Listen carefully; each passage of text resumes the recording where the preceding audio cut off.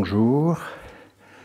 Je m'aperçois que j'ai oublié d'avertir le public lors de la dernière séance du séminaire que le rythme de 15 jours en 15 jours était modifié. Donc vous avez compris qu'on avait avancé le séminaire d'une semaine à cause des vacances de Noël, tout simplement. C'est la logistique du Collège de France qui a proposé cette solution. Donc je vous remercie d'être venu quand même, parce que d'habitude les effectifs sont quand même, les bancs sont plus fournis. Bon, merci d'avoir compris que c'était aujourd'hui la bonne date. Alors j'ai une autre excuse à faire, c'est que normalement j'essaie de faire en sorte que la suite des cours est une correspondance un peu logique avec la suite des séminaires, mais ça n'est pas le cas cette année. Je n'ai pas encore parlé vraiment de la question de la discrimination, qui sera l'objet de la dernière séance en janvier. Alors là aussi, c'est une date un peu particulière, ça n'est pas le jour habituel, je crois. Enfin, vérifiez bien la date de la dernière séance qui aura. Enfin, bien sûr, il y a un cours vendredi, le vendredi prochain, mais enfin, le cours suivant, le dernier sera consacré à la discrimination, et donc on anticipe sur le sujet aujourd'hui avec nos deux intervenants, qui sont tous les deux d'excellents spécialistes de la question. On commencera par Laure Bérini, qui est directrice de recherche au CNRS, au centre Maurice Halbwachs, le CMH, qui est un laboratoire. Liora Israël, qu'on a écouté l'autre jour, en fait également partie.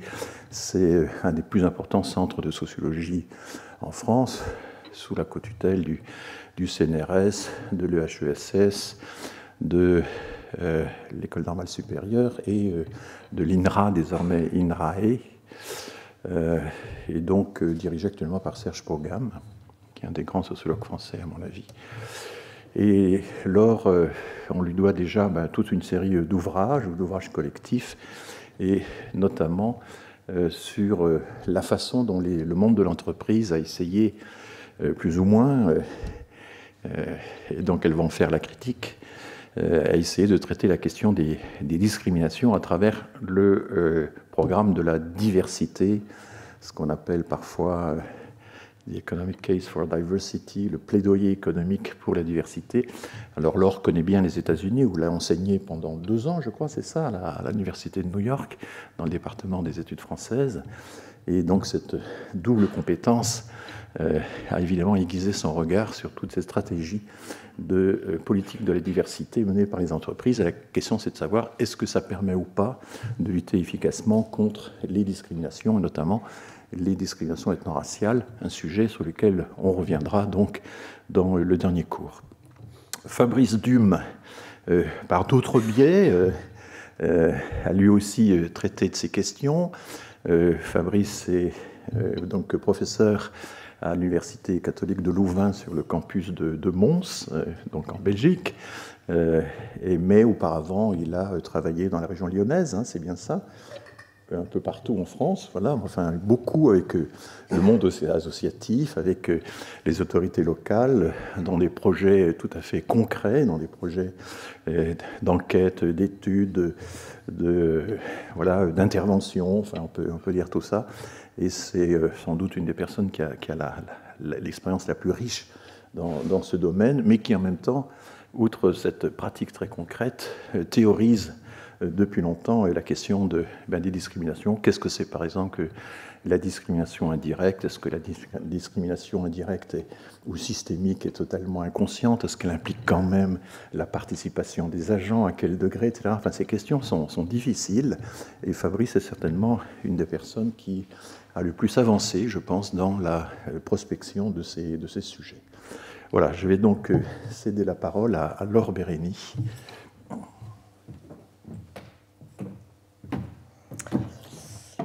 Bonjour, merci. Je remercie beaucoup François Héran de m'avoir invité, de nous avoir invités ensemble aujourd'hui. Je suis très heureuse de vous parler donc de ce sujet qui m'occupe depuis maintenant plus d'une dizaine d'années, de cette enquête que j'ai menée en France et aux États-Unis, Et voilà, donc, le livre va paraître aux éditions aux presses de Sciences Po au mois de janvier. Ça s'intitule « Le management de la vertu, la diversité en entreprise à New York et à Paris ». Et donc aujourd'hui, je vais puiser dans ce livre pour vous présenter certains aspects de ces programmes managériaux de la diversité.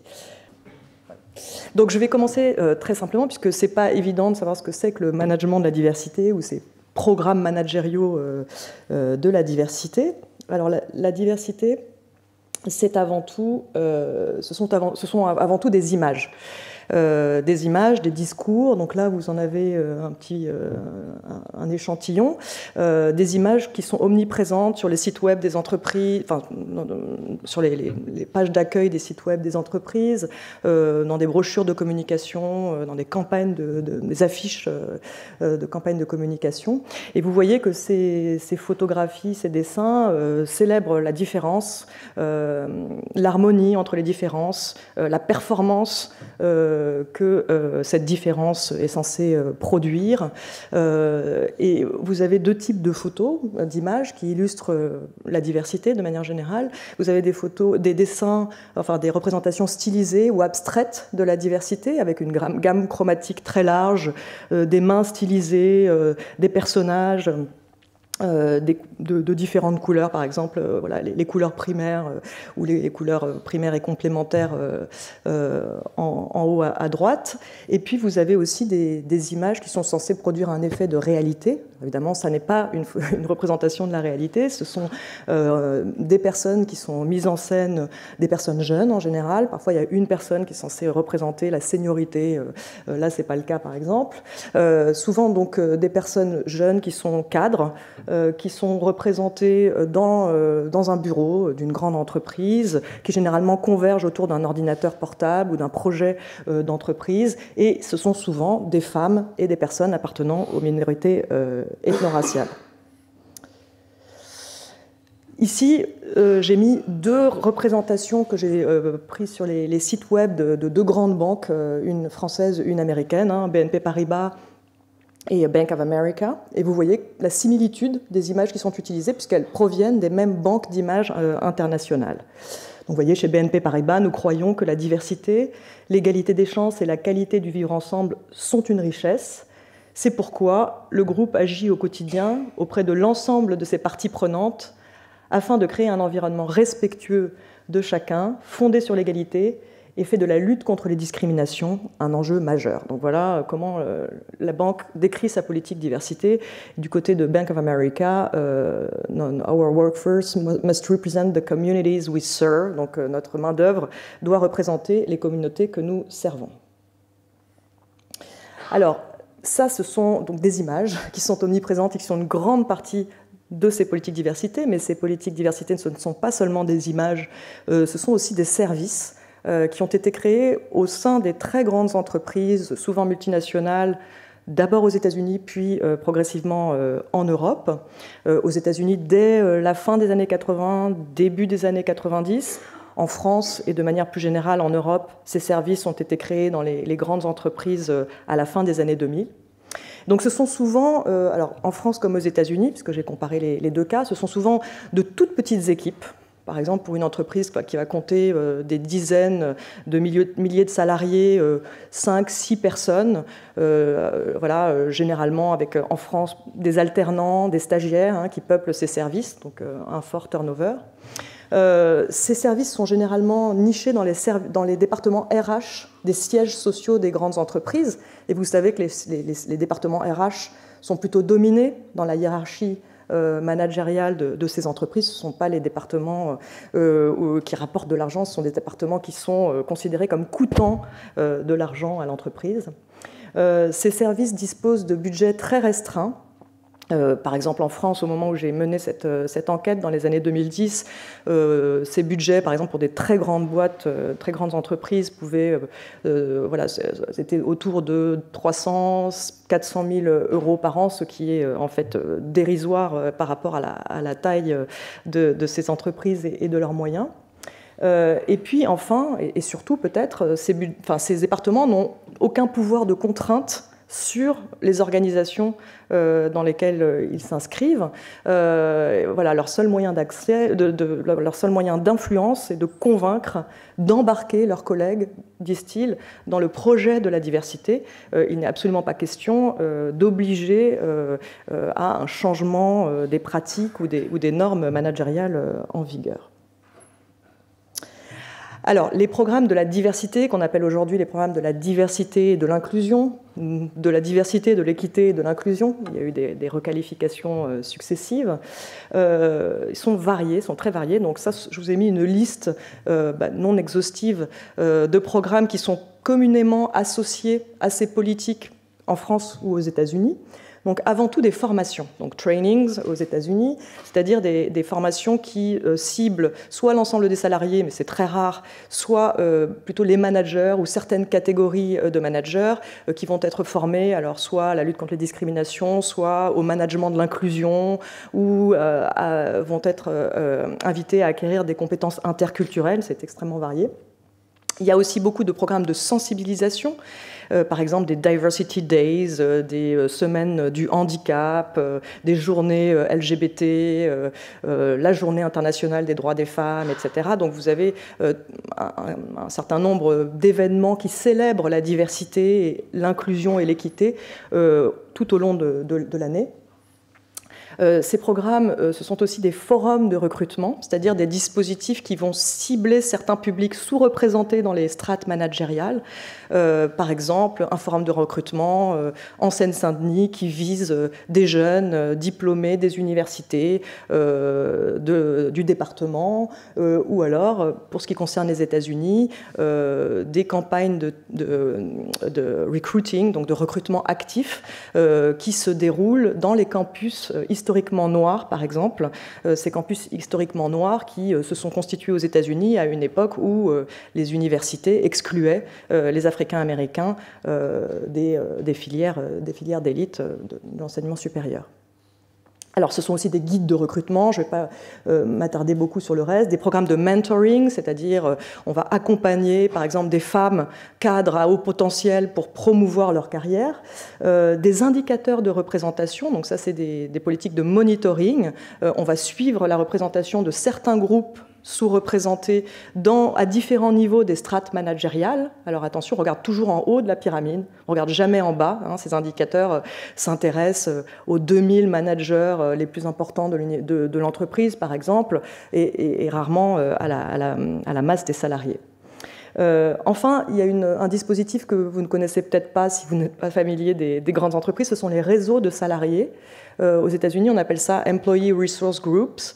Et donc, ce sont des réseaux qui sont constitués autour d'identités. Donc, historiquement, les premiers réseaux de salariés aux États-Unis se sont constitués de manière spontanée dans les années 1970 autour de l'identité ethnique et raciale. Donc, c'était des cadres qui commençaient, africains-américains, qui commençaient à accéder à des emplois en col blanc, qui subissaient la discrimination, l'isolement, l'exclusion, etc., et qui se sont réunis pour échanger sur leurs expériences et parfois exprimer, si ce n'est leur mécontentement, en tout cas un certain nombre de problèmes qu'ils et elles rencontraient dans leur vie professionnelle. Et ces réseaux se sont multipliés à partir des années 80 et ils ont été progressivement repris en main par les services de la diversité. C'est-à-dire que maintenant, on leur donne un budget et ils sont censés être au service du business. Donc, évidemment, ces réseaux se sont développés bien au-delà de l'identité raciale et ethnique pour, par exemple, inclure des réseaux de femmes, des réseaux de salariés LGBT, des réseaux de salariés en situation de handicap et bien plus largement des réseaux de dads, par exemple, de pères de famille, des réseaux de spécialistes de l'informatique, etc. Ça s'est beaucoup étendu aux États-Unis. En France, beaucoup moins. En France, on a une certaine réticence, y compris dans le monde des affaires, à constituer des réseaux autour de ces identités spécifiques. Les seuls qui existent aujourd'hui dans les grandes entreprises, ce sont des réseaux de femmes, et encore, ils posent un certain nombre de problèmes. Souvent, ils sont rebaptisés mixité, parce qu'il y a cette suspicion sur des initiatives qui pourraient être vues comme séparatistes. Voilà. Et puis, en dernier lieu, des programmes de partenariat avec des associations. Par exemple, une entreprise qui va financer un programme pour encourager des jeunes filles à choisir des filières scientifiques et techniques. Voilà, donc ça va être typiquement une grande entreprise de l'industrie qui emploie principalement des managers hommes, et même d'ailleurs à différents niveaux de la hiérarchie, et qui vont mettre en place ces programmes. Alors, maintenant que je vous ai... Voilà, j'ai fait un panorama, pris un petit peu de temps, mais c'est important de savoir de quoi on parle. Je voudrais donc aborder maintenant la question des sciences sociales et de ces programmes diversité. Hein. Ce que les sciences sociales, et en particulier la question que la sociologie se pose sur ces programmes de la diversité, ce n'est pas, comme les sciences de gestion, d'essayer de maximiser leur efficacité au service du business, etc. La question que se pose la sociologie, c'est quel est le lien entre ces programmes de la diversité et de l'inclusion et l'ordre social. Dans quelle mesure ces programmes renforcent, reconfigurent ou déstabilisent l'ordre social.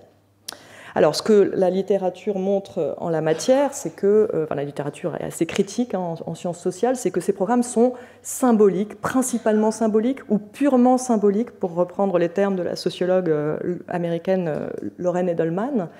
Qu'est-ce que ça veut dire? Ça veut dire qu'ils restent à la marge et à la surface des organisations, ils n'en bouleversent pas profondément le fonctionnement. Ce sont des programmes qui sont découplés des routines gestionnaires, c'est-à-dire que ils vont être limités à un petit département relativement peu lié aux activités d'affaires de l'entreprise.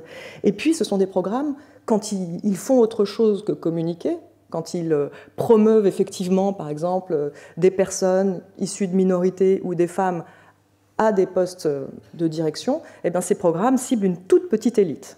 C'est-à-dire qu'ils ne s'intéressent pas à la vaste majorité des salariés non blancs ou des salariés femmes de l'organisation qui se situent aux échelons intermédiaires et inférieurs de ces organisations. J'ai pris une citation d'une sociologue qui s'appelle, une philosophe qui s'appelle Sarah Ahmed, qui est une Britannique et qui a beaucoup travaillé sur ces questions, et qui écrit « La diversité fournit une image positive et étincelante de l'organisation qui permet de dissimuler les inégalités et donc de les reproduire. » Parce qu'en fait, ce que montre toute cette littérature, c'est pas simplement que ces programmes ne font pas grand-chose, mais c'est qu'ils dépose un voile sur les discriminations qui se reproduisent au sein des organisations et que finalement, en construisant des façades vertueuses, eh bien, ces programmes empêchent de voir les inégalités structurelles qui sont inscrites dans les routines gestionnaires des entreprises. Alors, venons-en maintenant à l'enquête que j'ai menée, donc, qui s'inscrit dans le sillage de cette littérature dont je vous ai donné un tout petit aperçu. Je vais juste vous donner quelques éléments sur la manière dont j'ai travaillé pour cette enquête. Donc, j'ai d'abord fait une série d'entretiens, donc une centaine d'entretiens avec des managers de la diversité que j'ai rencontrés dans la région d'affaires de New York et de Paris dans les années 2010. Alors les managers de la diversité, ce sont des personnes qui travaillent dans ces départements spécifiques, qui sont dévolus à la promotion de la diversité. Donc ce sont des cadres qui ne font que ça, qui ont cette spécialité de promouvoir et de gérer et d'animer les programmes de la diversité. J'ai aussi fait d'autres entretiens avec des acteurs et des actrices qui sont impliqués dans le champ de l'antidiscrimination et de la promotion de la diversité. Deuxièmement, j'ai mené des observations. Alors, c'est très compliqué d'enquêter dans les entreprises, très, très compliqué, surtout aux États-Unis. Évidemment, l'observation directe des pratiques de travail ne m'était pas accessible parce que j'aurais dû être... j'aurais pu me faire embaucher, mais c'était déjà trop tard quand j'ai commencé à travailler sur ce sujet. Donc, j'ai observé des espaces de sociabilité professionnelle, c'est-à-dire que je suis allée fréquenter les conférences, les remises de prix, les workshops, les groupes de travail des associations professionnelles. Je suis allée voir ces professionnels, ces managers de la diversité, quand ils et elles se réunissent à l'extérieur de leurs entreprises en tant que groupe professionnel. J'ai aussi analysé une vaste documentation managériale consacrée à ces sujets, qu'il s'agisse de guides de bonnes pratiques, la presse gestionnaire, des blogs, toute une littérature grise, puisque une des caractéristiques de ce sujet, c'est qu'il suscite une immense production discursive. Alors, dans cette recherche que j'ai menée, j'ai deux partis pris qui me distinguent peut-être d'un certain nombre de travaux qui ont été menés jusqu'à présent sur ces questions. D'abord, je me suis focalisée sur les managers de la diversité et leur travail. C'est-à-dire que je suis vraiment allée faire une sociologie du travail de la diversité, donc du travail du management de la diversité, plus exactement.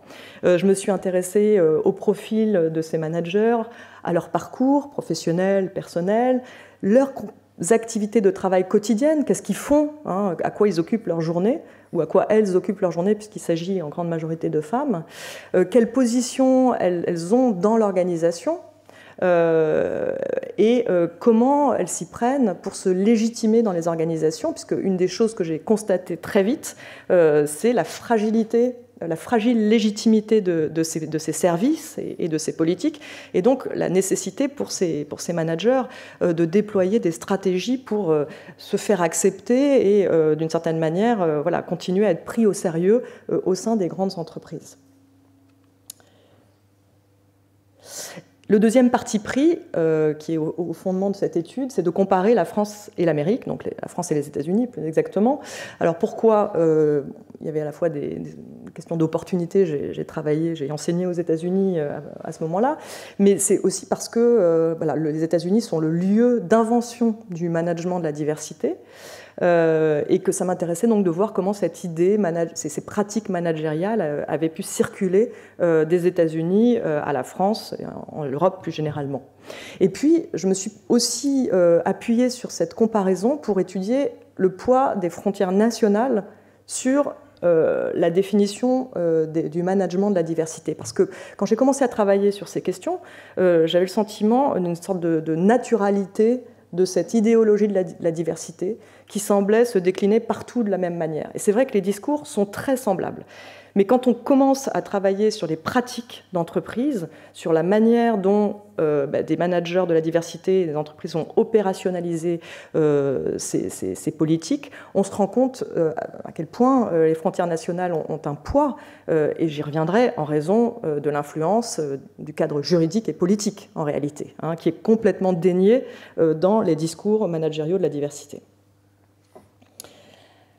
Alors, les origines états-unienne du diversity management. Donc je vous ai dit tout à l'heure que le management de la diversité était né aux États-Unis. Avant d'aborder la construction de cette rhétorique, il faut évidemment revenir au cadre juridique et politique de l'antidiscrimination, sans lequel ces politiques n'existeraient pas, ni aux États-Unis, ni en Europe. Alors, aux États-Unis, ce cadre juridique et politique de l'antidiscrimination, il a deux piliers principaux. Le premier, c'est celui de l'Equal Employment Opportunity, donc le droit de l'égalité des chances au travail, mais en réalité, égalité des chances n'est pas forcément la meilleure traduction, parce que souvent, le Equal Employment Opportunity, ça veut tout simplement dire égalité de traitement. Donc ce premier pilier, il naît en 1964, dans le cadre d'une très grande loi qui est la loi sur les droits civiques aux États-Unis. Et cette loi sur les droits civiques, dans son titre 7, qui est consacré à l'emploi, puisque d'autres titres sont consacrés à d'autres champs de la vie sociale, le logement, etc. Bon, en tout cas, dans le titre 7, on a pour la première fois dans le droit américain la prohibition de la discrimination dans l'emploi à raison de, je cite, la race, la couleur, la religion, le sexe et l'origine nationale. Donc c'est la première fois que le droit états-unien prohibe la discrimination à ce moment-là, et notamment la discrimination raciale et liée au sexe, à un moment où les pratiques discriminatoires dans le monde du travail aux États-Unis étaient massives et tout à fait légitimes, enfin absolument pas questionnées, c'est-à-dire qu'il y avait des secteurs entiers dont les Africains-Américains, par exemple, étaient explicitement exclus. Et puis, il était tout à fait courant d'interdire ou de licencier, d'interdire l'accès à un emploi à une femme mariée, par exemple, ou de la licencier une fois qu'elle est enceinte ou qu'elle a des enfants. Il était aussi tout à fait légal et légitime de payer moins des femmes que des hommes et des salariés africains-américains que des salariés blancs. Alors, je vous ai mis quelques jalons de ce cadre de l'Equal Employment Opportunity qui me paraissent importants. Le deuxième, le rapport annuel obligatoire, le EEO-1, c'est important parce que c'est un instrument de politique publique qui oblige les entreprises américaines, les entreprises privées, à faire un reporting ethnique et sexué tous les ans, donc de faire un rapport interne sur la composition ethno-raciale et sexuée de la main-d'œuvre par catégorie d'emploi, c'est-à-dire managers, enfin, donc voilà, donc il y a 6 catégories ou 5 ou 6 catégories d'emplois donc qui permettent d'évaluer la répartition des femmes et des minorités à différents niveaux hiérarchiques de l'entreprise. Et donc cette obligation, elle existe depuis 1966. Toutes les entreprises américaines y sont soumises. Je voulais aussi aborder la question de la discrimination indirecte dont François a parlé tout à l'heure, qui est une notion qui est introduite par un arrêt de la Cour suprême qui s'appelle donc l'arrêt Griggs en 1971. Et je ne vais pas revenir très en détail là-dessus parce que je pense que vous l'aborderez lors de la prochaine séance, mais cette discrimination indirecte ou disparate impact en anglais américain, c'est par rapport à la discrimination directe qui est un traitement inégal lié à la prise en compte d'un critère illégitime. La discrimination indirecte, c'est une pratique ou une règle apparemment neutre qui a des effets négatifs disproportionnés sur les membres d'un groupe, par exemple les femmes, les Afro-Américains, dans la mesure où et donc cette pratique apparemment neutre est illégale, sauf si l'employeur peut justifier qu'elle répond à un impératif économique. Donc, par exemple, je prends un exemple dans la jurisprudence européenne des années 90, mais par exemple, ne pas accorder un avantage aux salariés à temps partiel, alors que ce même avantage est accordé aux salariés à temps plein dans une entreprise, ça a pu être déclaré illégal par la Cour, dans la mesure où les femmes, enfin tous les emplois, pratiquement tous les emplois à temps partiel étaient occupés par des femmes et tous les emplois à temps plein au sein de l'entreprise concernée étaient occupés par les hommes. Donc on a estimé que cette mesure apparemment neutre était discriminatoire de manière indirecte à l'égard des femmes. Voilà, et donc dernier point que je voulais évoquer sur le cadre de l'employment, Equal Employment Opportunity, c'est progressivement le droit américain a élargi les critères prohibés, le droit fédéral américain, donc l'âge qui a été introduit à partir de 1967, la grossesse, 78, le handicap par une grande loi de 1990, les informations génétiques en 2008, l'orientation sexuelle et l'identité de genre, seulement depuis une décision de la Cour suprême en 2020. Auparavant, ce n'était pas un critère protégé par le droit de l'antidiscrimination au niveau fédéral. Ça l'était au niveau de certains États, les États libéraux, Californie, État de New York par exemple, mais pas au niveau fédéral. Le deuxième pilier du droit antidiscriminatoire aux États-Unis, c'est l'affirmative action. Donc ça aussi, on va pouvoir passer du temps à expliquer ce que ça recouvre, mais peut-être aujourd'hui, on peut se contenter de dire que ces programmes d'affirmative action, ils ont comme fondement juridique une série de décrets présidentiels, donc des executive orders, qui ont été pris d'abord par Kennedy, puis par Johnson en 1964. Et ces décrets présidentiels, ils obligent les entreprises sous contrat avec l'État fédéral à promouvoir la réalisation du principe d'Equal Employment Opportunity. Donc ça veut dire que les entreprises doivent mettre en place une politique proactive pour atteindre la réalisation de cet objectif. Vous allez me dire comment? Justement, il y a toute une jurisprudence autour des moyens légitimes pour pouvoir y parvenir. Ce que vous pouvez retenir, c'est que assez rapidement, les quotas ont été écartés. C'est-à-dire que très rapidement, les tribunaux américains ont déclaré que les quotas étaient généralement illégaux, sauf s'il s'agissait de réparer une injustice flagrante, etc. Le plus souvent, l'affirmative action aux États-Unis dans le domaine de l'emploi prend la forme d'objectifs et d'échéanciers. C'est-à-dire, on rédige chaque année un Affirmative Action Plan qui va comparer la structure ethno-raciale et sexuée de l'entreprise avec la structure ethno-raciale et sexuée du bassin d'emploi. On mesure donc des écarts à différents niveaux de qualification. Et à partir du moment où on a mis en évidence un écart au détriment d'un groupe sous-représenté, l'entreprise va mettre en œuvre des mesures proactives, donc par exemple des mesures d'outreach. Outreach, ça veut dire aller chercher activement des candidats appartenant au groupe sous-représenté. Mais attention, ça n'a rien à voir avec un quota, ça n'est pas de la discrimination positive, c'est ce qu'on peut appeler de l'action positive soft, enfin en tout cas de l'action positive douce, pour reprendre les termes de Daniel Sabag, qui est un des plus grands spécialistes de la question. Et donc les entreprises sont invitées à faire des efforts de bonne foi pour parvenir à ces objectifs. Alors, l'invention du diversity management aux États-Unis, oui, peut-être ce que j'ai... Donc, sous l'effet du cadre juridique que je viens de vous présenter, là, dans les années 70, les entreprises américaines mettent en place ce qu'elles appellent des Equal Employment Opportunity Programs. Donc, elles mettent en place dans un premier temps des programmes qui répondent aux obligations légales. Et d'ailleurs, ces programmes, ils reprennent les catégories du droit, c'est-à-dire qu'ils s'appellent bien EEO Programs.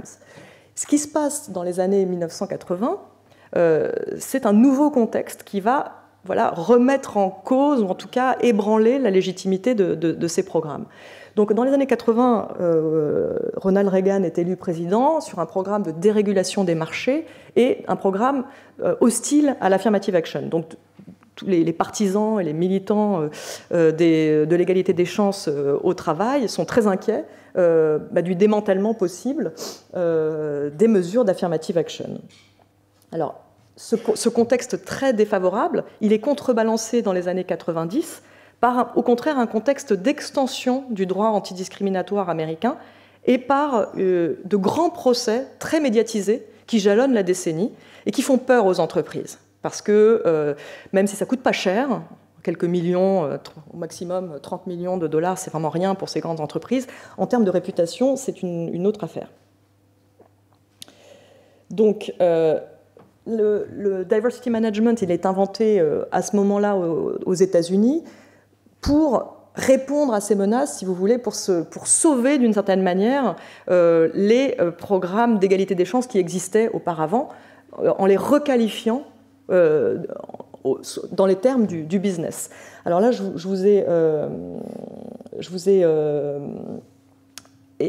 aussi évoqué les sources idéologiques de ce management de la diversité sur lesquelles je ne vais pas avoir le temps de revenir maintenant, mais il y a eu un arrêt Baquet de la Cour suprême en 1978 qui a été très important, qui a été une source d'inspiration pour les consultants qui ont inventé le discours du management de la diversité, puisque dans cet arrêt Baquet, en fait, en 1978, autorisait des mesures d'affirmative action dans l'enseignement supérieur, dans la sélection des étudiants à l'université, si et seulement si ces mesures prenaient place dans le cadre d'une évaluation globale des candidats, c'est-à-dire pas de quotas. Les quotas sont devenus illégaux dans l'enseignement supérieur à partir de 1978. On pouvait, à partir de cette date, prendre en compte la race, l'ethnicité des candidats, dans la mesure où celle-ci s'inscrit dans une évaluation holistique du dossier du candidat, c'est-à-dire au même titre que l'origine géographique, la classe d'origine par exemple, le parcours, etc.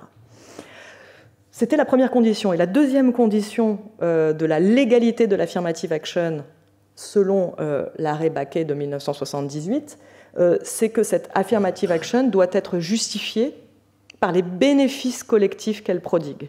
C'est-à-dire qu'elle ne doit plus être justifiée au nom de la réparation des inégalités historiques entre les groupes majoritaires et les groupes minoritaires. Elle doit désormais être justifiée par un argument en termes de diversité et de richesse de la diversité.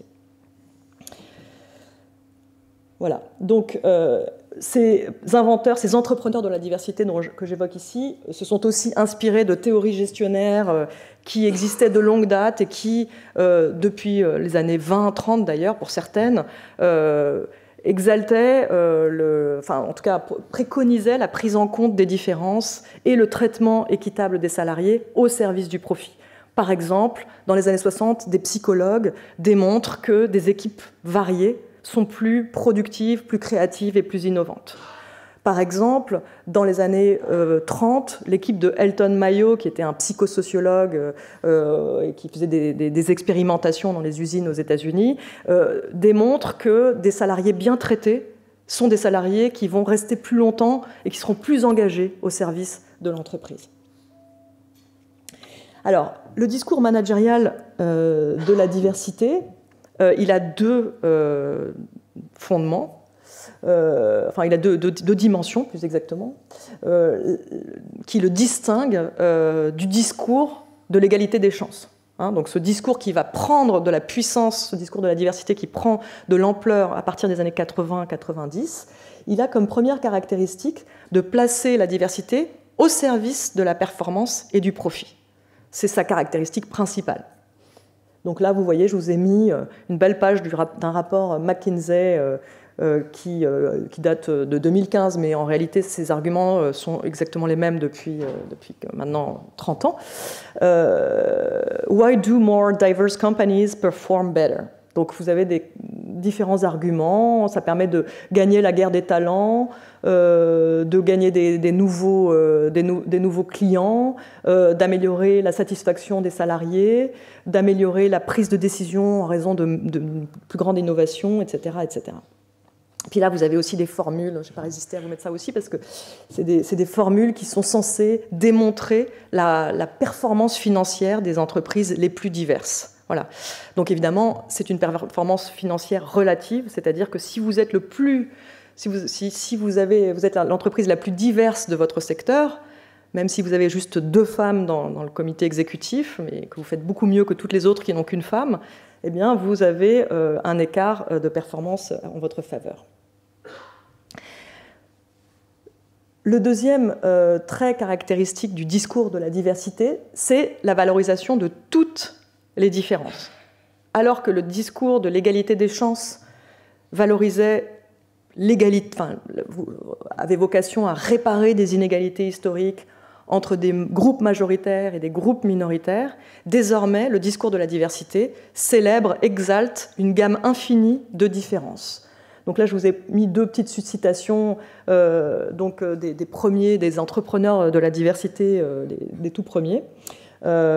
Si je plantais un jardin et que je voulais avoir un grand nombre de fleurs, cela ne me viendrait pas à l'idée de donner à chaque fleur la même quantité de soleil, etc., etc. Je m'assurerais de soigner et de cultiver chaque espèce de fleur différemment. Donc vous avez une représentation très abstraite de la différence, une dilution finalement de la dimension raciale et de genre qui était auparavant associée à ces programmes. Voilà. Et Roosevelt Thomas, qui est considéré comme le père fondateur du diversity management aux États-Unis, écrit « Je ne voudrais certainement pas suggérer que les hommes blancs sont, en quelque sorte, en dehors de la diversité. Les hommes blancs sont aussi bizarres et aussi normaux que n'importe qui d'autre. »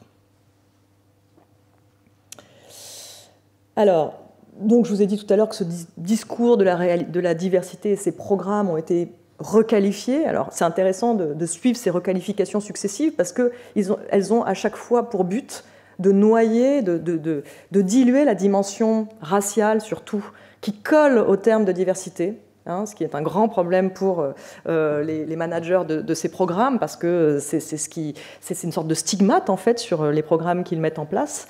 Et donc le terme d'inclusion a été ajouté de manière à justement euphémiser cette dimension raciale. Là, vous avez un schéma très populaire qui a beaucoup circulé, s'appelle la roue de la diversité, et qui illustre bien ce que je viens de vous dire sur la gamme infinie de différences qui est censée recouvrir la diversité. Au cœur, la personnalité, puis les dimensions internes, les dimensions externes et les dimensions organisationnelles. Donc bien sûr, la race, l'ethnicité, le handicap, le genre font partie de cette roue, mais au même titre que de bien d'autres très caractéristiques qui n'ont rien à voir avec les rapports de domination sociale. Alors, il me reste 10 minutes, je vais donc vous parler maintenant de l'introduction du management de la diversité en France. Là aussi, je ne peux pas passer sur ce contexte favorable à l'arrivée de ce management de la diversité en France. Là encore, il n'y aurait pas, je l'ai dit tout à l'heure, de management de la diversité et de programme de la diversité s'il n'y avait pas un cadre juridique et politique auquel les entreprises répondent. Et donc en France, comme dans la plupart des pays européens, c'est dans les années 2000, sous l'impulsion, sous la férule même de l'Union européenne, qu'un droit antidiscriminatoire a été mis en œuvre, un droit antidiscriminatoire renforcé, dont vous voyez les principales caractéristiques ici. Je ne vais pas m'attarder là-dessus, mais en tout cas, ça représente pour les entreprises françaises une nouvelle menace. D'autres facteurs expliquent l'importation de cette catégorie managériale, en particulier le discours circule par le biais des multinationales, les filiales des entreprises françaises aux États-Unis et les filiales des entreprises américaines en France. Et puis, là aussi, je ne vais pas pouvoir m'attarder là-dessus, mais il y a un vrai travail de mobilisation qui vient du monde des élites économiques, mais aussi de l'État français, qui va beaucoup s'engager en faveur de la diversité. C'est une différence avec le cas américain, et qui explique finalement qu'à partir de la fin des années 2010, toutes les grandes entreprises françaises qui veulent affirmer leurs vertus, leur modernité, leur cosmopolitisme, etc., se sont dotées de services diversité qui n'ont presque rien à envier en termes de taille, etc., à ceux qui existent outre-Atlantique.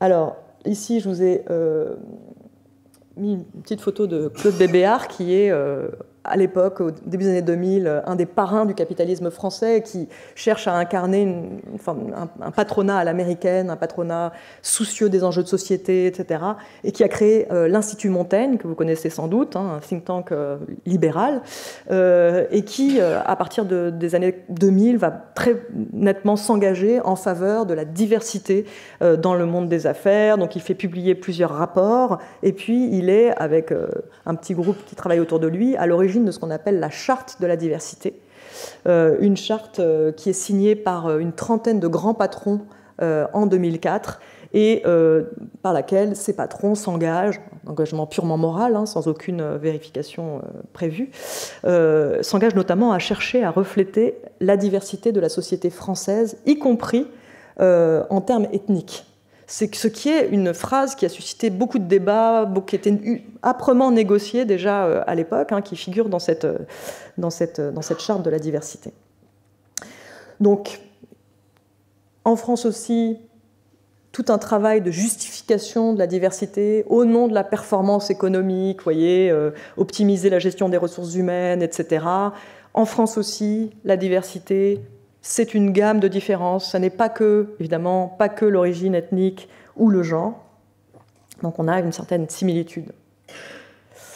Voilà, et donc je voudrais terminer sur la place des questions ethno-raciales dans le management de la diversité en France et aux États-Unis, puisque le terme de diversité, peut-être que pour vous, il a une connotation ethnique, multiculturelle évidente, mais en réalité, dans le monde des entreprises, la définition managériale de la diversité, elle n'est pas uniquement, comme je l'ai montré là d'ailleurs, associée à des significations ethno-raciales. Donc la question que je me suis posée dans cette enquête, c'est finalement dans quelle mesure ce management de la diversité des deux côtés de l'Atlantique se rattache à des questions ethniques et raciales.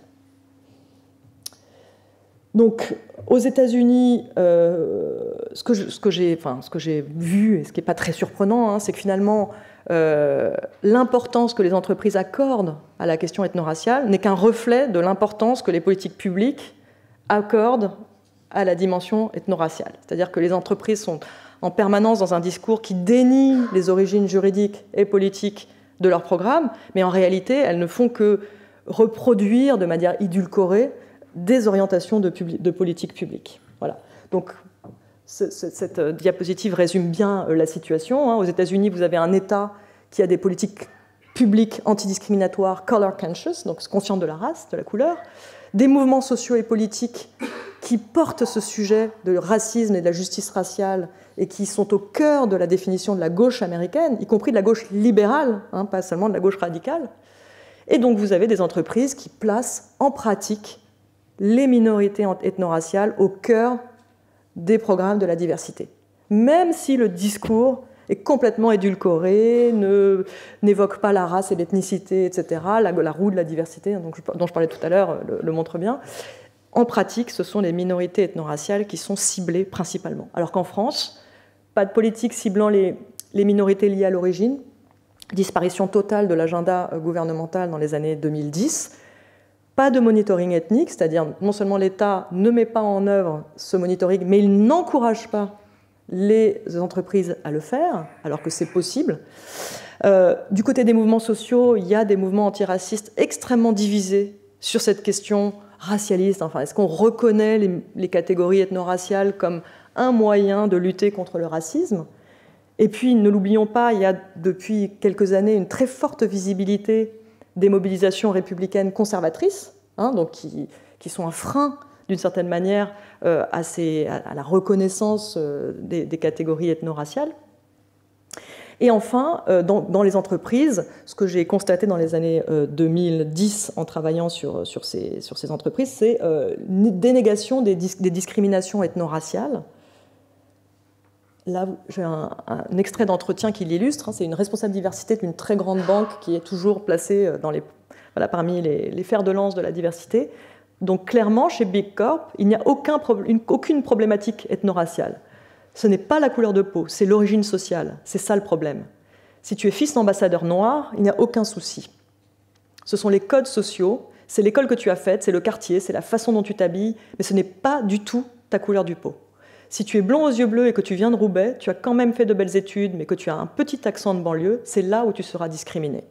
Donc ça, j'ai recueilli énormément de discours qui vont dans ce sens-là, qui sont des discours donc, de dénégation de la dimension spécifiquement ethno-raciale des discriminations et qui rabattent les inégalités observées sur des inégalités territoriales, de classe sociale, etc., d'éthos, d'apparence physique. Voilà.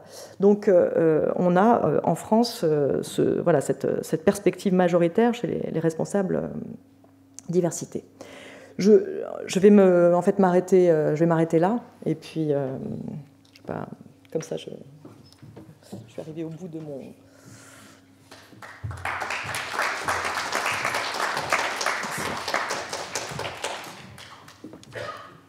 Merci Laure pour cet exposé d'une clarté remarquable. Je pense que vous avez beaucoup appris sur tout ce mouvement de la diversité. Je me souviens que c'est en 1992 que, faisant un voyage sur une ligne intérieure américaine, je tombe sur la revue de la compagnie et il y avait un grand article sur le management de la diversité. C'est la première fois que je découvrais tous ces arguments. C'était en 92, donc effectivement peu de temps après les best-sellers que vous avez évoqués. Et dans la librairie de l'aéroport, je crois que c'était à Chicago, où il y avait effectivement, on trouvait les numéros de la revue de Harvard en management, etc., à la disposition de tous les voyageurs et qui insistaient là-dessus. Pour moi, c'était une grande découverte et ça date de 92. Et c'était intéressant, effectivement, de montrer à partir de quand, avec Claude Bébéard notamment, tout ceci est apparu en France. Bon, vous avez été assez critique à l'égard de ce mouvement. Alors, ça va être un objet... Enfin, en même temps, vous êtes d'une grande neutralité en présentant tous les débats. C'est pas facile dans ce genre de domaine ultra sensible. Et il y aura une belle discussion tout à l'heure là-dessus, je n'en doute pas. Et je cède maintenant la parole à Fabrice Dume.